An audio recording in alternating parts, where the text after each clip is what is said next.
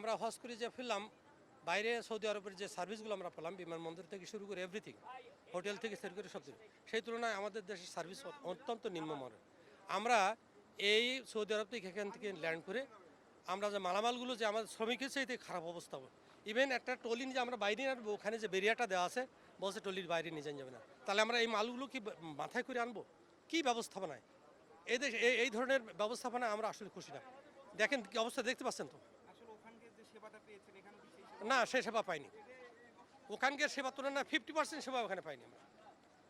খুবই অসন্তুষ্ট। দেখছেন তো এখন অবস্থা। এই 42 দিন সফর শেষে হজ করে এসে এই ব্যাগপত্র নিয়ে এসে আমরা যে নিজেদের ট্রলিগুলো আমরা নিয়ে আসবো, সেই রকম সুযোগ এখানে নাই। ট্রলিগুলো নিতে আমাদের দীর্ঘ লাইন দিতে হয়েছে।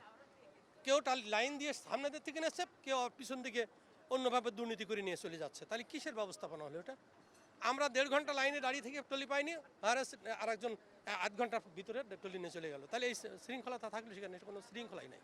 তারপর ট্রলিগুলো নামিয়ে সেখানে মালামাল বুঝ করে নেব, বুঝ করে নিয়ে এই ট্রলিগুলোতে মালামাল নিয়ে আমরা বাইরে বেরোবো। ওখানে গিয়ে বসে এখানে মালামাল নিয়ে এই ট্রলি নিয়ে বাইরে যাওয়া যাবে না।